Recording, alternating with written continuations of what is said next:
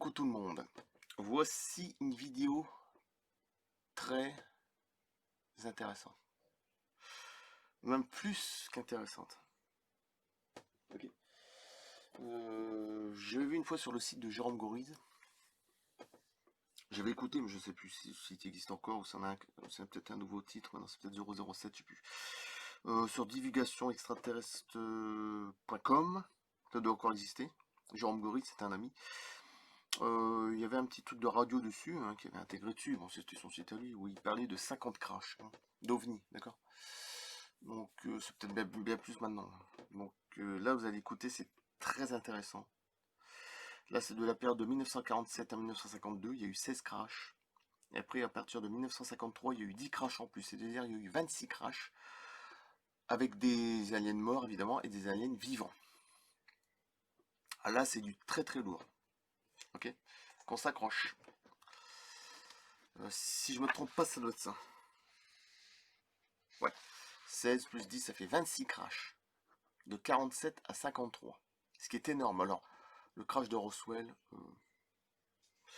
quand j'ai dit que c'est une brindille dans la palette de l'ufologie, c'est une petite brindille, c'est rien du tout. Je sais pas ce qu'ils ont les gens avec Roswell par-ci, Roswell par-là. Il n'y a pas que Roswell. Roswell pour moi c'est une brindille, j'ai toujours dit. Ça fait au moins 10 ans que je le disais, même avant que je fasse des vidéos.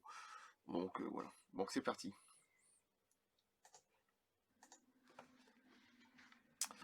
OVNI à son danger de Bernard Bidot.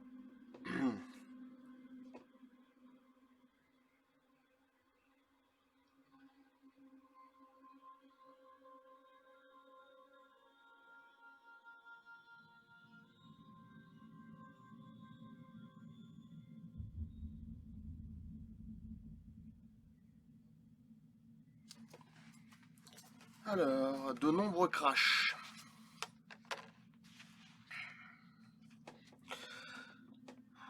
Entre 1947 et 1952, il y aurait eu 16 ovnis qui se seraient écrasés.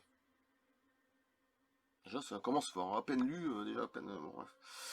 1 en Arizona, 11 au Nouveau-Mexique, 1 au Nevada, 1 en Norvège, 2 au Mexique. On aurait retiré 65 corps au total, parmi lesquels un ou plusieurs aliens vivants. Certains auraient survécu pendant 1 an. Mais le plus abominable, écoutez bien, fut la découverte à l'intérieur d'un engin d'une très importante réserve d'organes qui, sans aucun doute possible, provenait d'êtres humains. Le président américain Truman fut si horrifié ou terrifié, bah oui, terrifié, qu'il déclara cette découverte comme devant être classée au-delà de l'ultra secret. C'est-à-dire qu'il faut même pas voir, déjà quand on dit top secret, c'est déjà du très lourd, hein, très très lourd. Alors là, ultra secret, même au-delà de l'ultra secret.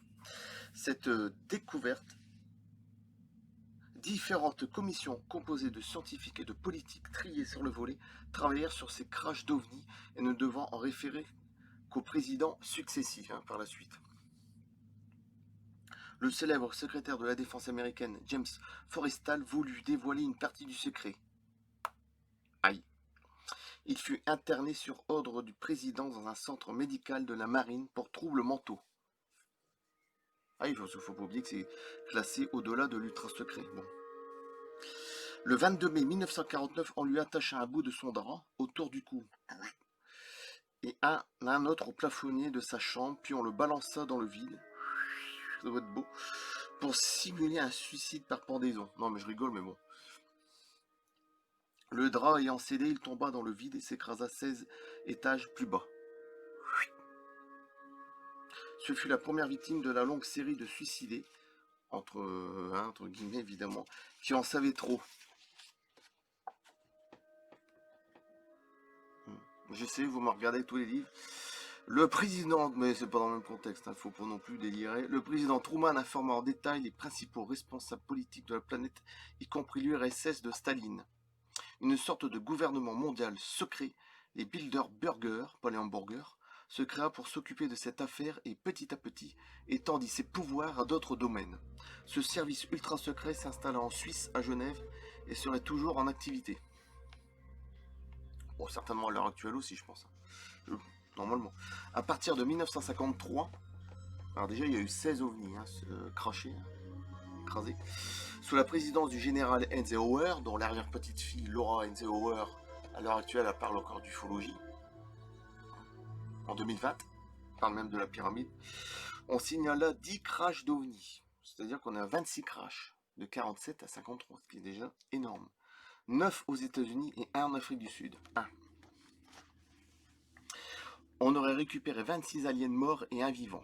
Ce président créa le fameux Majestic 12, composé de 12 hauts fonctionnaires, parmi lesquels on peut citer Rockefeller, Dulles, ouais, bon, Radford, Hoover et plus tard George Bush, Brzezinski, Harriman, Dick Acheson,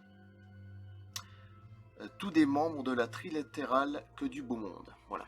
C'est-à-dire il y a eu 26 crashs de 1947 à 1953. Ça va?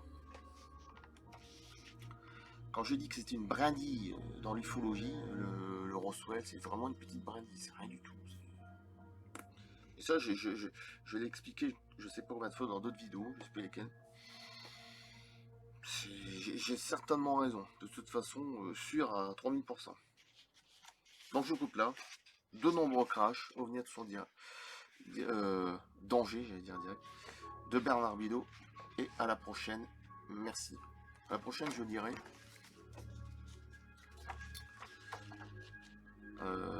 Je ne sais plus, il y avait un truc. Bon, je le retrouverai, c'est un truc très intéressant aussi. Si je, des contacts secrets. On parle de gris, d'humanoïde, là ça peut être très intéressant aussi, d'accord? Et là ça sera plus long à lire. Donc, un petit 10 minutes quoi, on va dire. Je coupe là, merci et à bientôt. Alors celui-là c'est une bombe. Pour moi c'est un des... Pourtant j'adore Andrea, j'adore Jean Sider, j'adore Jean-Gabriel Gré, j'adore... J'en ai tout plein, Fabrice Bianchin, bon. Elisabeth de Coligny, j'adore, mais bon, je trouve que c'est un des plus beaux livres que j'ai, c'est celui-là. Je sais pas pourquoi, je trouve que c'est celui-là. Après, je peux rien, c'est mon ressenti. Bernard Bidot, faut pas oublier que c'était un juge. Un ancien juge pour devenir ufologue. Décédé en 2006, malheureusement. Voilà, je coupe. Et à bientôt, merci. En 2 jours.